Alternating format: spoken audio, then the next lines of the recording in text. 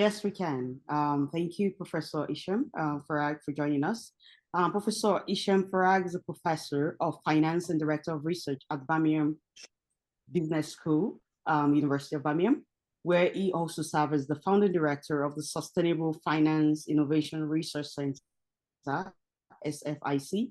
His work bridges finance and sustainability, advancing understanding on how innovative financial systems can drive responsible economic growth and social impact. Professor Farag's leadership have positioned him as a leading voice in sustainable finance, fostering collaboration between academia, policymakers, and industry to shape financial practices that support long-term environmental and social resilience. Professor Farag, thank you so much for honoring our invitation. The floor is yours. Thank you very much for having me, and a great thank you to the organizing committee for such an important event. As you kindly introduced me, I'm Professor of Finance at Birmingham Business School and the lead for Finance for Sustainability at the Birmingham Institute of Sustainability and Climate Action. Academically, I'm also the editor-in-chief of Journal of Sustainable Finance and Investment. What I'm going to share with you over the coming 10-15 minutes, just some research spotlights of what we do at the Birmingham Institute of Sustainability and Climate Action, which is the Finance for Sustainability theme. I'm going to focus more on the behavior of institutional investors and whether these investors are recognized as responsible or not. Before I do, I'm going to just try to motivate you and attract your attention with most of the natural disasters we have been seeing over the past decade, from typhoon to rising sea levels and massive storms, wildfires, and many, many others. The main reason for that is definitely the most of the greenhouse gas emissions and highly likely the CO2 emission. What we can see from this distribution is CO2 accounts for 65% of greenhouse gas emission, but this is not the most dangerous. I would say the most dangerous is methane, which is invisible, that you can capture. With some technology now, you can capture carbon dioxide from the atmosphere. We're going to talk about that in a minute. So the second fact is the distribution of carbon emission across the globe. You can see that around four countries around the globe, that they are in charge of over 56% of carbon emission. And the rest of the world, which is around maybe 190 plus countries, are in charge of the 44%, which will bring us to the point of fairness in a minute. Climate change has led to a rise of a new type of immigration, which we call it climate immigration. And we can see a record number of around 60.9 million internal displacements in 2022. And this is probably will be increasing over time. This is based on the documented statistics that we can find. So it does mean climate change is not only impacting the countries that they are emitting or the main emitters, but unfortunately, they are impacting countries that have nothing to do with carbon emission or the manufacturing development and so on. So that means we need to think about it very carefully. In the geopolitical landscape that we can see, probably the second most countries emitting CO2 with the leadership of the country is actually, they are not very much supporting on climate change, and probably maybe they say it doesn't exist. And this is the second time they withdrew from Paris Accord, but I wouldn't blame the current country's leadership. We have to go back to history to understand the ideology. And in 2001, George W. Bush, the son, already announced withdrawal from Kyoto Protocol in 1997 again on the basis that it is not fair to the USA. So these are two linked events that we have to think carefully about. But this is the landscape we are working on now. Looking at the CO2 emission, you will be surprised to know that only 57 companies across the world are linked to 80% of greenhouse gas emission since 2016. Can you imagine that? Only 57 companies.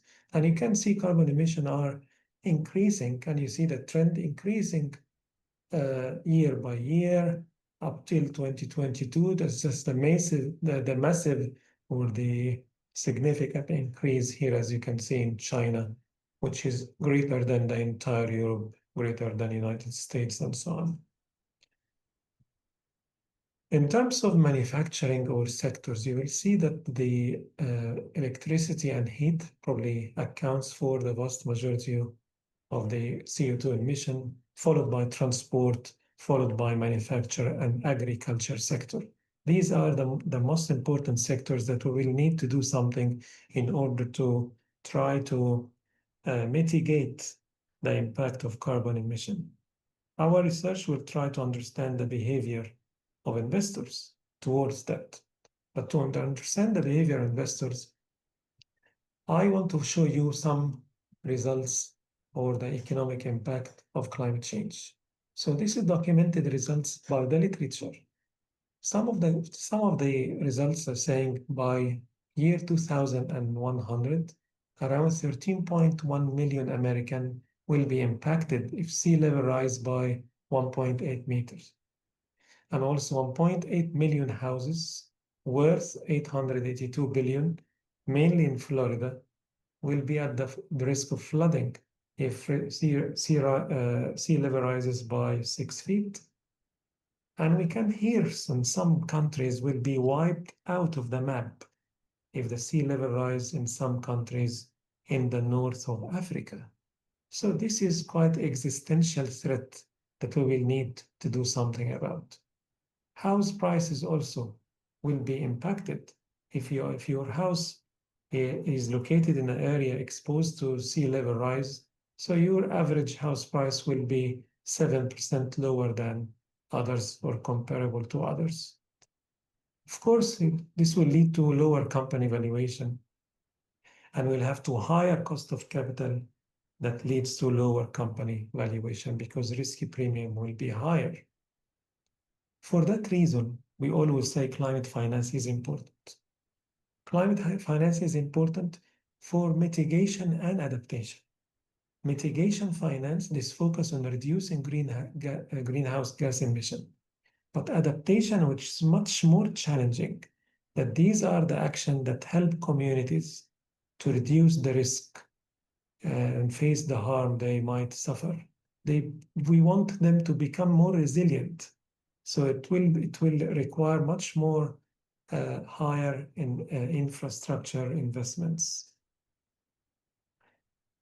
We have been hearing about the climate finance pledge from developed countries to developing countries because developing countries, unfortunately, will be hit the hardest and they are not in charge of these massive manufacturing development. We heard a lot about the 100 billion pledge, which has not been met until only year 2023. And then followed by that, or before that, of course, we saw the impact of COVID-19, that maybe this is the main cause that this has not been met. But followed by that, the geopolitical tension and probably the massive inflation rate that impacted most of the countries around the world. And this pledge maybe become a little bit unsustainable. However, at COP29, the pledge has been agreed, or world leader agreed to increase the pledge from developed countries to developing countries to $300 billion annually by the year 2035. Is it going to happen? I don't want to be seen as negative, but given what we can see about the political landscape, I doubt it.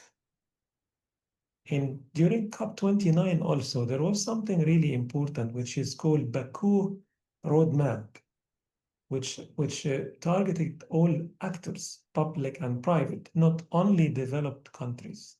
And this pledge or roadmap is aiming to scale up climate finance to at least $1.3 trillion per year.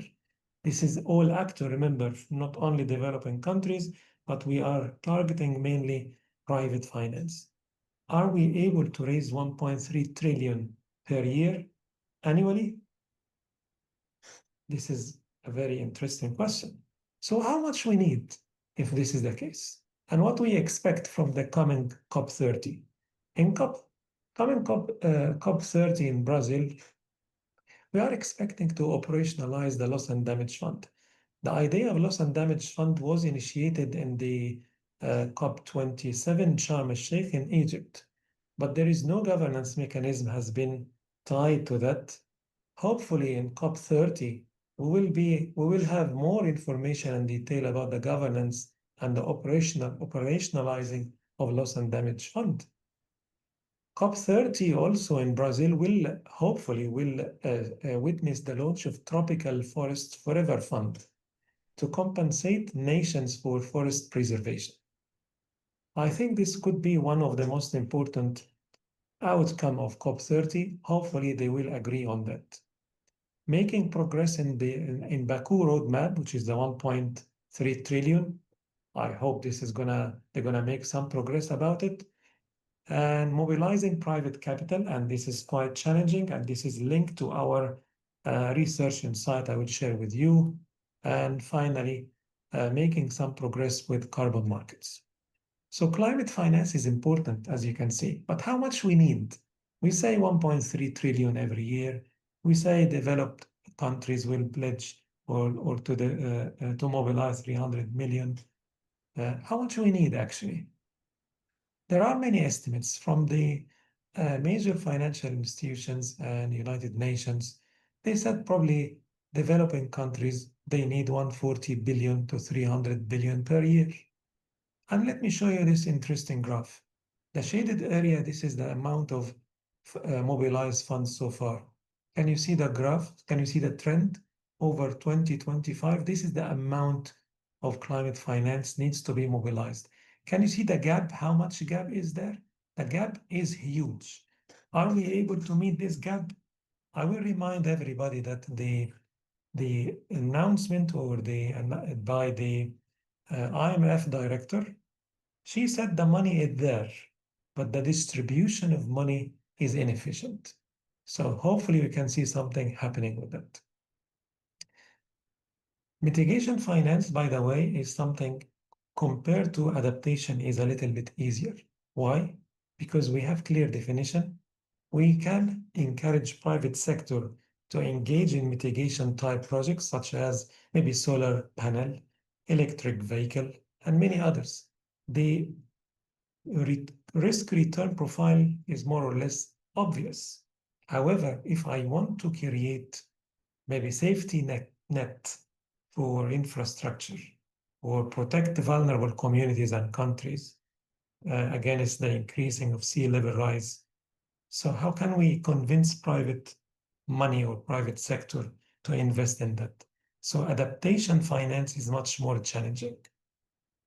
Over the past decade, we can see maybe controversial response from corporate world, some positives and some negatives.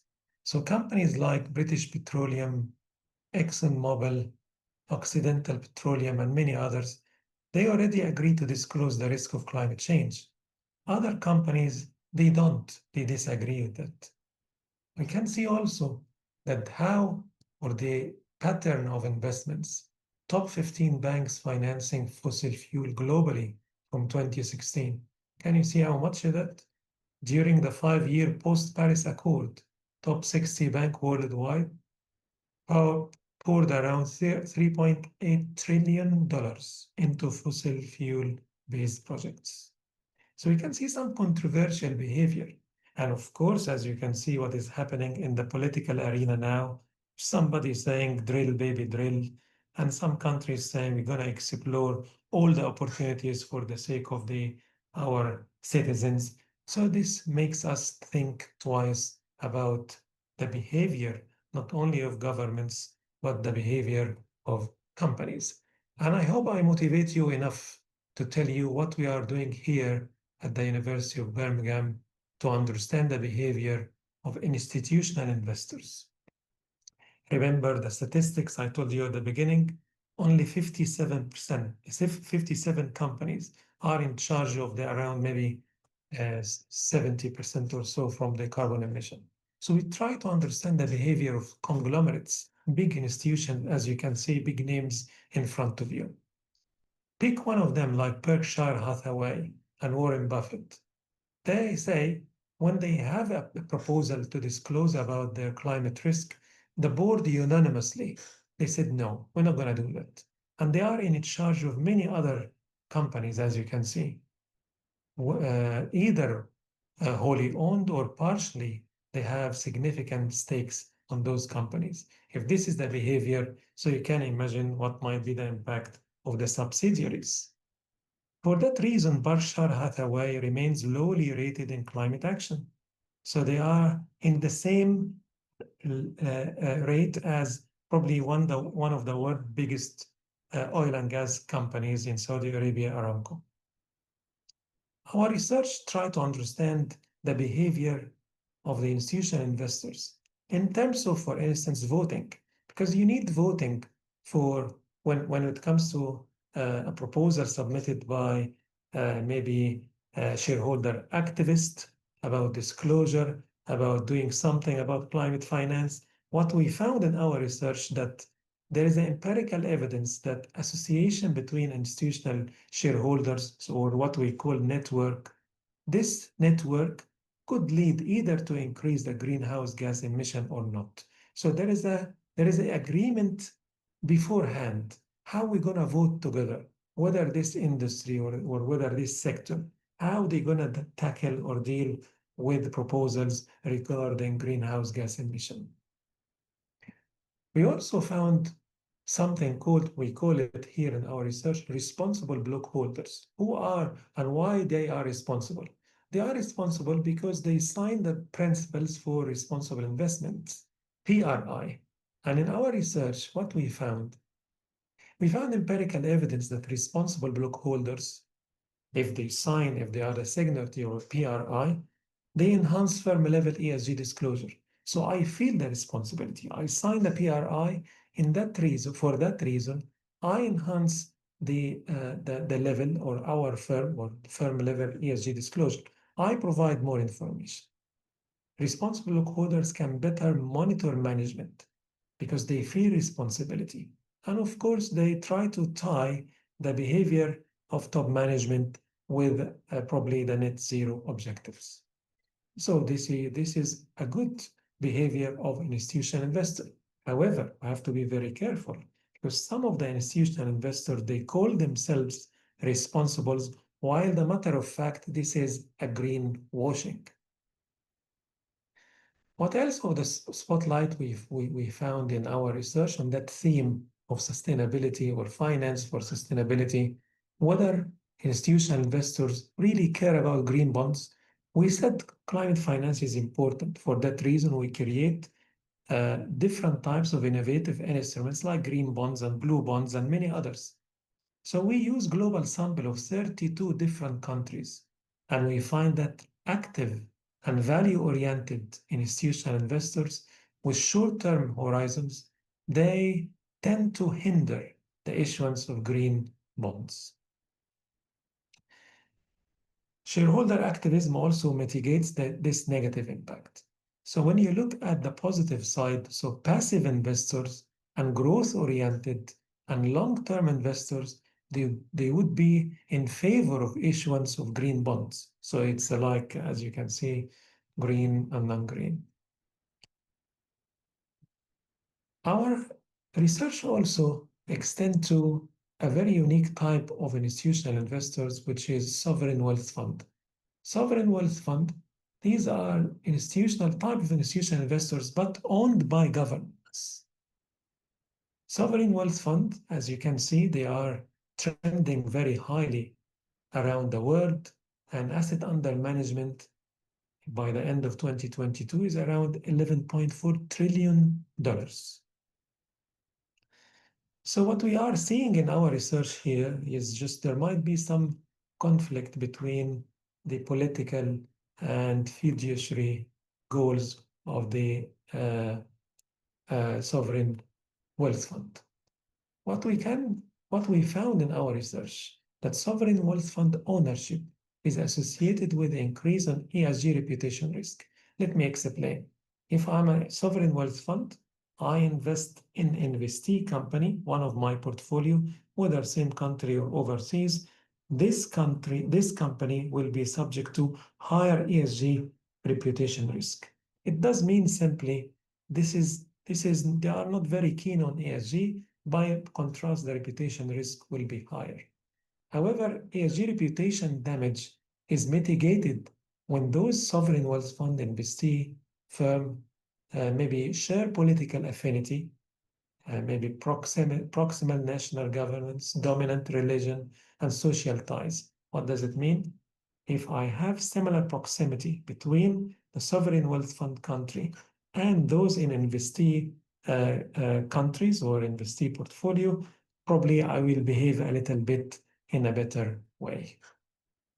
So our research on the understanding the behavior of institutional investors is really interesting. And there is a lot more of results I would like to share with you.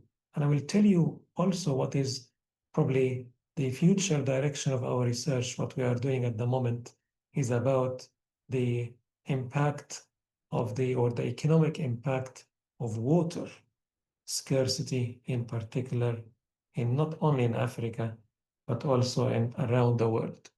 Just concluding that climate finance is not about money, it's about fairness, it's about justice. But in order to achieve the goal, we will need political will. We will need climate justice, as I mentioned. We will need definitely change in regulation, maybe tax negative externalities, and also at the same time, we need financial innovation. Thank you very much. I'm more than happy to stay in touch with you and to take your questions where you have. Thanks very much. Thank you very much, Professor Farag, for that insightful presentation.